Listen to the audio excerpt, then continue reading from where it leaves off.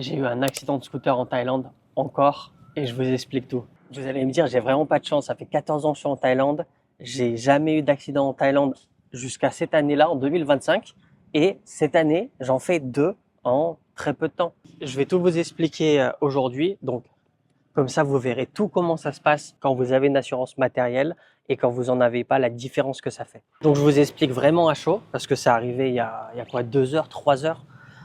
C'est arrivé vers 8 heures, il est bientôt 10 heures, donc ouais, il y a moins de 2 heures. Comme vous pouvez voir à ma tenue, j'allais pas faire un service de table, j'allais à l'école. Aujourd'hui, on devait faire un test médical, donc ça allait durer quelques heures. Du coup, je vais direction l'école. Alors c'est pas à l'école exactement où on devait faire le test médical, c'est juste après au temple. Donc je vais en direction l'école, mais j'étais pas sûr à 100% qu'il faut aller à l'école ou au temple. Donc je passe devant l'école. De toute façon, quoi qu'il arrive, il y a qu'un chemin, tu es obligé de passer devant l'école. Je passe devant, je regarde vite fait. Je vois il n'y a pas de moto. D'habitude, il y a plein de motos, tous les étudiants y viennent. Donc je continue direction le temple et je serre à gauche parce qu'en fait c'est super bouchonné. Je sais pas pourquoi, mais ça avançait pas du tout. Donc serre à gauche, je roule très doucement, hein. Je roule à, je dirais, allez, 10 km/h, moins de 15, c'est sûr à 100%, mais je crois que j'étais à même moins de 10 parce que moi je fais super attention d'interfile pour justement ce qui va m'arriver. Donc je roule doucement et d'un coup il y a un passager arrière d'un taxi, il ouvre la porte sur la gauche, mais il ouvre super fort, super vite, genre il est super pressé. Il ouvre, bam, et bim, il prend mon scooter juste là, regardez. D'ailleurs, on peut voir la puissance du choc parce que ça a cassé le carénage. Et comme je roulais, même si c'était doucement, je continuais à avancer. Le taxi rose, apparemment, vous pouvez voir, ça a mangé toute la partie carénage. Et d'ailleurs, je viens de voir, mais j'ai toujours un morceau du taxi qui est là. Donc, il ouvre la porte, il tape l'avant de mon véhicule. Ça fait je tombe sur le côté gauche parce que rappelez-vous, je double par la gauche. Je pensais que c'était plus safe. C'est pour ça que je double par la gauche. Je me dis au moins j'aurai personne en face. Si les gens ils font un virage à gauche à l'allure où je vais, j'ai largement le temps de les voir parce que je vous rappelle, je suis à moins de 10 km/h. Enfin bref, je vous raconterai plus tard, mais apparemment c'est pas le mieux. Et donc il me tape sur la droite, je tombe sur la gauche. Alors je crois pas que je touche le sol. En fait, je crois que la moto tombe et moi j'arrive à mettre le pied et à être en appui pour ne pas tomber. En fait, je suis comme ça et j'arrive à me relever. Par contre, la moto, elle est par terre. Je vous la montre. Alors, entre-temps, il n'y a plus de bouchon, hein, mais le véhicule n'a pas bougé. En fait, il y avait vraiment cet espace-là. Il y avait un vrai boulevard entre le trottoir et le taxi. Et c'est au moment où je passe, ma tête est passée. Et lui, il ouvre sans regarder et il me tape. Du coup, je tombe. D'ailleurs, c'est le mec en orange à gauche qui a ouvert le taxi. Donc, vous pouvez imaginer rapidement comment ça s'est passé. D'ailleurs, on peut voir aussi, ça a mangé une partie du frein. Et de l'autre côté, ça a bien mangé aussi parce que j'ai mangé le trottoir, comme vous avez pu voir. Et ça m'a cassé le cale-pied avant. Cette partie-là, ils vont la changer. Ils vont changer tout le carénage parce que ça a mangé ici et ici. Et ils vont me changer ça aussi. Et également ça. Donc première chose que je fais, je me dis, putain merde, ma journée elle est foutue. Enfin du moins ma matinée est foutue. Mais je me rappelle que j'ai mon assurance. Donc toutes les galères que vous avez vécues avec moi il y a quelques mois, normalement je les aurais pas. Et je vais vous expliquer, est-ce que ça vaut le coup d'avoir une assurance ou pas. Donc je tombe, je suis dégoûté, le mec il ouvre la porte, il s'excuse, ah désolé, est-ce que ça va, blabla. Dans ce genre de truc, tu es toujours très vénère contre toi-même, tu prends sur toi, tu dis, alors je dis pas non, c'est pas grave, je l'aurais dit qu'une fois d'ailleurs dans cette matinée que c'est pas grave, parce que pour moi c'est grave.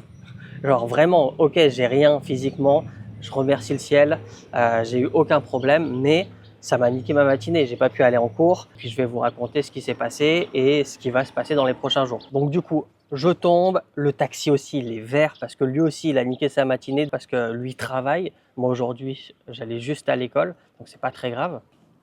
Et je vais me poser là. Et donc premier réflexe cette fois-ci, c'est je prends mon téléphone, j'ouvre l'application Rujai, qui est mon assurance véhicule.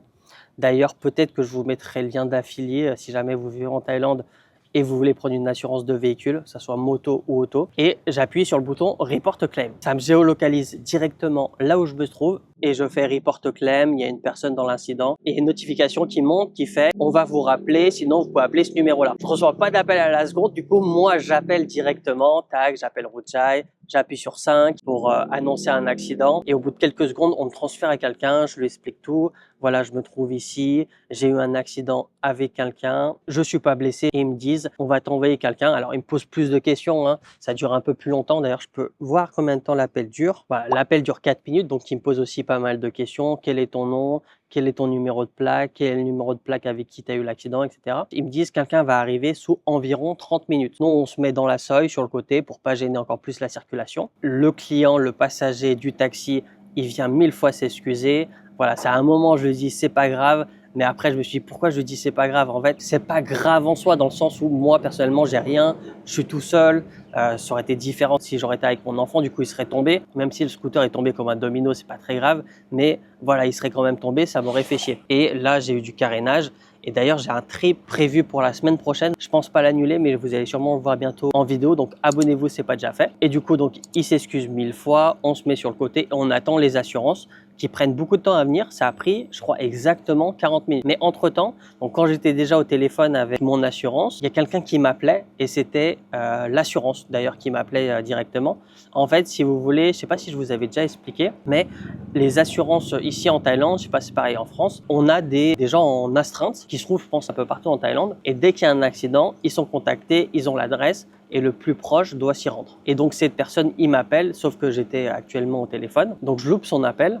Et il me rappelle un peu plus tard et je l'entends, il est en scooter en fait, il est déjà en train de rouler. Il me dit oui, où est-ce que t'es?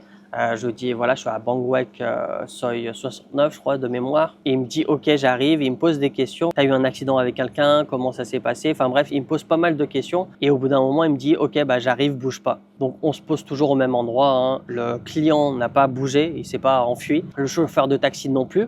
Alors le gros avantage dans cet accident, c'est que moi déjà j'ai une assurance et le taxi a une assurance, ce qui n'est pas toujours le cas. Enfin, tout le monde a ce qu'on appelle le Polar Board, donc l'assurance obligatoire qui va couvrir les personnes. Si vous avez mal, si vous allez à l'hôpital, vous avez des soins, etc. Mais c'est pas tout le monde qui a une assurance qui va couvrir le matériel. Là, en l'occurrence, la chance, c'est que moi j'avais et le taxi aussi avait également, ce qui n'était pas du tout le cas à mon premier accident, hein. Je vous mets le lien dans la description pour ceux qui veulent suivre l'aventure que j'avais fait, une vraie galère. Donc on patiente au bout d'un moment, donc le client, le passager du taxi, super sympa, malgré que tout est sa faute, il est quand même très gentil, ça se voit qu'il s'en veut personnellement, et ça fait du coup on peut pas lui en vouloir, même s'il a niqué nos matinées. Mais il est grave sympa dans le sens où, déjà il s'est excusé 20 000 fois, tu vois, il est toujours là à attendre les assurances avec nous. C'est un peu long, ça fait déjà 10 minutes, ils disent qu'il faut attendre jusqu'à une demi-heure. Et il nous a acheté à boire, ça c'est cool. Il est parti dans un shop juste à côté. Il a pris une boisson pour tout le monde, pour lui, pour moi et pour le taximan. Le taximan qui lui aura cassé sa journée par contre. Et ça, je suis toujours super étonné comment ça se passe en Thaïlande, même après 14 ans de Thaïlande. C'est des petits gestes comme ça, on va acheter à boire, ça lui a coûté 10-20 bahts un coca. Mais il a quand même pris le temps d'aller chercher quelque chose et de le ramener pour le temps de l'attente. Et en tout cas, même s'il a l'origine de ces problèmes, il est vraiment super sympa et ça se voit qu'il s'en veut profondément. Alors qu'il y a des accidents, alors je pense que c'est beaucoup moins le cas en Thaïlande qu'en France, mais ça existe aussi en Thaïlande que ça se passe mal. La personne est super vénère, mais c'est plutôt rare, je trouve. En tout cas, de ce que j'ai pu voir sur les vidéos ou ce que j'ai eu en expérience ou d'autres amis ont eu en expérience. En général, les gens, ils comprennent tous. C'est vraiment ça baille. On sait qu'on va perdre notre patiné. Faisons en sorte que ça se passe bien. Donc, on attend 40 minutes exactement et le premier employé de l'assurance arrive. Donc, c'est mon assurance. Il me pose des questions. Comment ça s'est passé? Je lui explique. D'ailleurs, je vous le dis, mais tout se passe en Thaï. Il fait une inspection.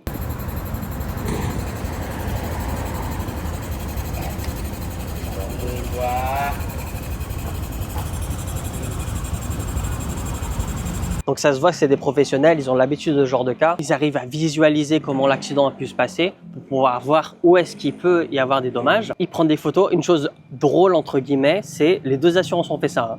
C'est dès qu'ils arrivent sur place, ils prennent un selfie devant la plaque. Genre en fait, je le voyais comme ça. Il était là, il s'est mis accroupi et il a fait comme ça. Tac. Ça c'est assez drôle.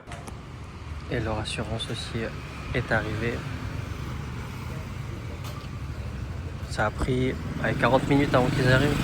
Donc, entre-temps, l'assurance adverse arrive. Les deux arrivent en scooter, hein. C'est toujours comme ça d'ailleurs. Au moins, vous le savez. Et ils commencent à remplir, etc. Ils demandent comment ça s'est passé au côté adverse. Entre-temps aussi, il prend les cartes d'identité, permis de conduire. Les deux parties ont demandé mon permis de conduire que j'ai montré. Je pense que c'est très important. Il y a de fortes chances que si vous n'avez pas de permis de conduire, vous ne soyez pas couvert. En tout cas, c'est le cas pour mon assurance. Mon assurance moto, on peut couvrir qu'un seul conducteur et il faut que ça soit moi et uniquement moi. S'il y a quelqu'un d'autre, je pense pas que ça soit couvert parce que les contrats de moto sont comme ça. Ce qui est différent avec la voiture, je crois, on peut couvrir jusqu'à 5 conducteurs. Enfin bref, parce que oui, je vous ai pas dit, mais la porte du taxi du coup qui m'a tapé, elle se ferme pas correctement. Donc il y a de fortes chances, parce qu'en général les taxis ici c'est comme ça, c'est pas des taxis personnels. Il en existe, hein, mais souvent la plupart des taxis que vous allez voir, c'est des gens qui vont les louer dans des loueurs de taxis. C'est une grande boîte avec des centaines de taxis. Ils vont louer directement là-bas à la journée. Ils vont le chercher à telle heure, le ramener à telle heure, etc. Et là du coup lui, sa portière elle se ferme pas correctement. Il y a de fortes chances qu'à la fin de tout ça, il va falloir qu'il retourne déposer sa voiture pour en prendre une autre. Et tout à l'heure, je vous disais, j'étais vert, mais le taxi aussi, il était vert. Pareil, très calme, mais ça se voyait à sa tête qu'il s'est dit, putain, qu'est-ce qui s'est passé? Ça va me niquer ma matinée, même si j'aurais rien à payer. C'est le genre de truc que personne veut que ça arrive. Surtout si vous n'êtes pas en faute. Enfin bref, donc l'assurance adverse prend les photos également de mon véhicule, regarde qui a été endommagé. D'ailleurs, c'est lui qui nous fait voir le frein, parce que ni moi ni mon assureur l'avaient vu. Donc en vrai, tout le monde est complémentaire. Et puis donc il m'explique, il va falloir savoir qui est en tort parce qu'il faut toujours un fautif. Et il m'a dit, si je suis en tort, en fait je dois payer une une franchise de 2000 bahts, ce qui est environ 50 €, il me semble. Si on est tous les deux fautifs, 50-50, je dois également payer cette franchise de 2000 bahts. Et si je suis pas fautif du tout, là, il n'y a pas de franchise à payer. Pareil, si je m'accidente tout seul, alors je crois mon assurance, elle couvre pas. Je crois que j'ai pas choisi cette option. Mais pour ce genre de cas, si tu choisis cette option, c'est 2000 bahts également de franchise à payer. Donc voilà, là il m'explique, il va falloir savoir qui est en tort et qui ne l'est pas parce que ça va jouer sur ta franchise, etc. Et là il m'explique qu'en fait, si tu doubles par la droite, même si il y a des kilomètres qu'il ouvre la porte, mais tu doubles par la droite, t'es pas en tort parce que tu as doublé par la droite, tu es dans ton droit, etc. Mais là, comme j'ai doublé par la gauche, c'est différent. En fait, là, c'est soit on trouve un accord, soit c'est la police qui va trancher qui est en tort, qui est dans son droit. Parce qu'on n'a pas le droit de doubler par la gauche. En Thaïlande, on roule à gauche. Du coup, c'est l'inverse de la France. Et il m'a dit, s'il accepte pas ses torts, dans ce cas-là, il faut faire une déclaration à la police. Donc, appeler la police doit se déplacer, aller au commissariat, faire une déclaration et la police va trancher qui est en tort et qui est dans son droit. Et si la police dit que c'est 50-50, c'est ce qui arrive dans ce genre de cas, je dois payer la franchise. Et là, je me suis dit dans ma tête, mais en vrai, s'il dit qu'il n'est pas en tort, je vais pas m'amuser à perdre du temps à aller à la police et vivre tout ce que j'ai vécu il y a quelques mois, sachant que c'était l'enfer, hein. Je vous le rappelle pour ceux qui n'ont pas vu l'épisode, pour 2000 bahts. Je vais dire, c'est bon, c'est pas grave, moi je suis en tort, je paye mes 2000 bahts de franchise et c'est fini. Mais bon, le mec, comme je vous disais, il est super sympa et il a dit tout de suite, c'est de ma faute, c'est moi qui ai ouvert la porte, j'ai pas regardé et je l'ai tapé. Il allait doucement. Donc du coup, cette chose est réglée, j'aurais pas besoin de payer la franchise. Mais au moins, vous savez, quand il y a un litige, c'est la police qui doit trancher. Surtout dans le genre de cas où c'est kiff-kiff d'après l'assureur. Moi, j'ai pas le droit de doubler par la gauche, mais en même temps, j'allais doucement. Il a ouvert la porte d'un coup. Il n'y avait aucune chance dans aucun monde que je puisse freiner à temps.